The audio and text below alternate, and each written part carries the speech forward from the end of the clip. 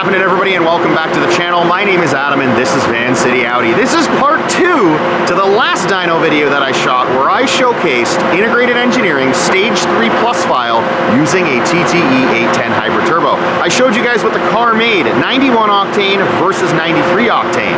Today, I'm gonna do something that I've been waiting to do for quite some time now.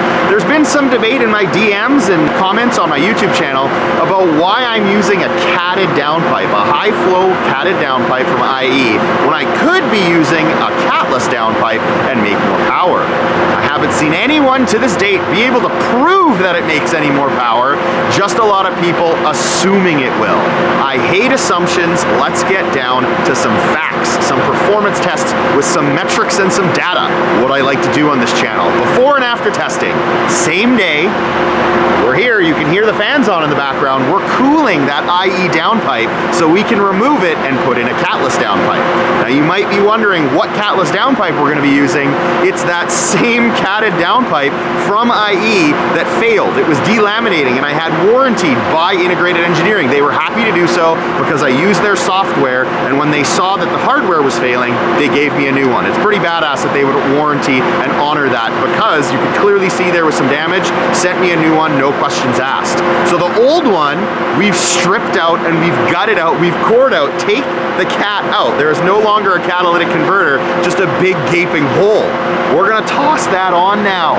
We're gonna see if there's any difference. Same day, same fuel in the gas tank, probably about a couple hours in between. It's gonna take some time to cool down the car now, then they're gonna have to uninstall the catted downpipe, put in the catless downpipe, and we will see if it makes a lick of a difference. Now, if you haven't seen the last video that I put out, don't worry. I'm gonna show you what we accomplished on the 93 file right now, still using that high flow catted downpipe from IE.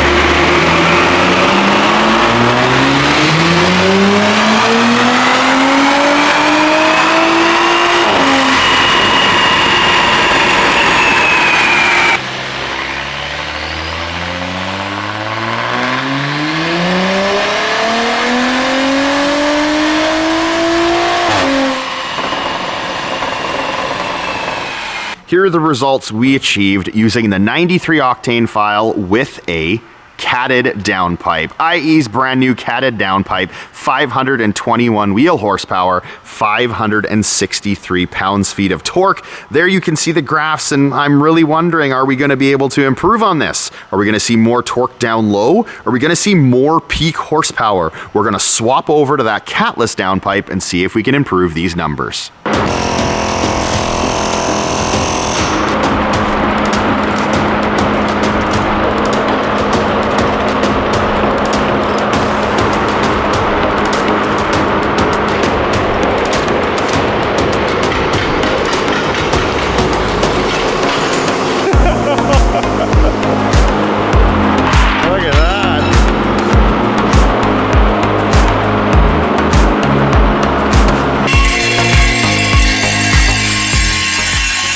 The guys have completed removing the cat, and here is the aftermath.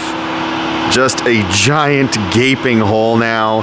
They even buzzed out a little bit because there were some extra pieces that got stuck. So that is as clean as it's gonna get. And here's a side-by-side with what it looks like with a catted downpipe. So you guys can see, we're hoping it creates a better flow, but I don't know if it's gonna make that much of a difference because look at the size of this thing. There's so much air that can already go through there, but who knows, I could totally be wrong. And now that there's nothing in the way, we could make a bunch more power. Let's strap this back on and find out.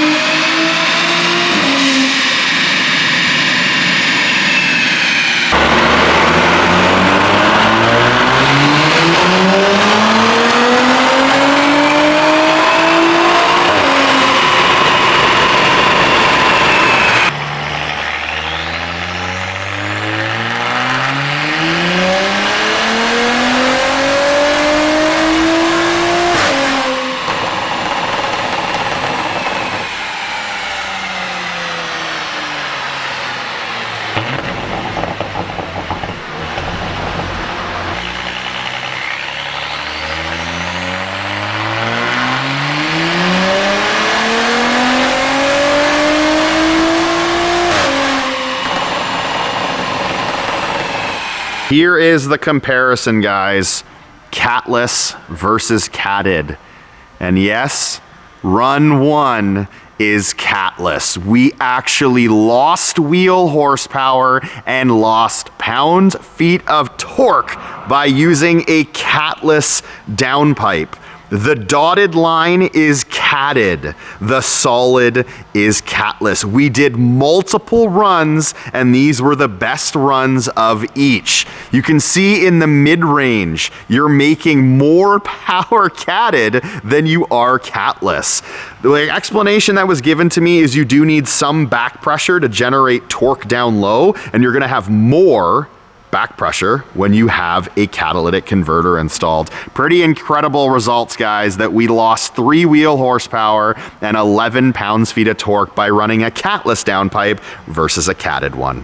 It's been roughly 2 weeks since I was at Racing Greed comparing the catless to the catted downpipe. I've been driving with this catless setup, and I can officially say I will be switching back to that high flow performance catted downpipe from IE, not because of what I just saw on the dyno, but because of my driving impressions and the experience I've had over the past couple weeks. It does drone a bit.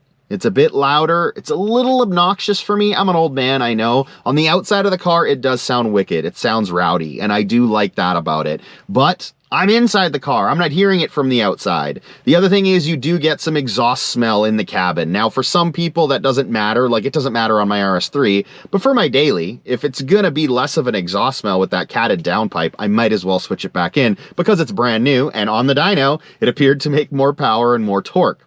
Besides that, we can officially say, at least from my testing, that all those haters out there that were telling me I was losing power by running a catted setup was probably wrong. I can't say definitively because I've only tested at a 93 octane level. Now, on an E70 file, on a hybrid turbo, you're making over 100 horsepower more. I think it was like 114 wheel horsepower more on my setup running E70 to 93. So you might. I'm not too sure. I didn't test at that high level. I only tested on 93, but I thought for the majority of users out there, this was more important. 93 octane, from what I understand, is the majority of users all around the world versus the smaller majority, or the minority, I guess you'd call it, of people running the E70 file. So don't think for a second that you need to get a catless downpipe if you're only running 93 octane tunes or less on a stock turbo, the Pure 750, the TTE 710, or the TTE 810, because it's not going to make a lick of a difference for performance, at least in a positive way. You do get some cool noises out the back, and for those of you wild ones out there that love all those obnoxious ass pops and bangs these cars make in dynamic and sport mode, they are loud, as you guys just heard. But besides that, you're really not getting anything else at all. I hope you guys enjoyed this video. I do enjoy doing these kind of comparisons for you guys to have some actual data, some performance metrics that you can officially make a claim rather than the bullshit assumptions that so many people on the internet have that tell people they know better than them with absolutely no evidence to back up their claim. I now do. Thank you so much for watching, and until next time, guys, take care.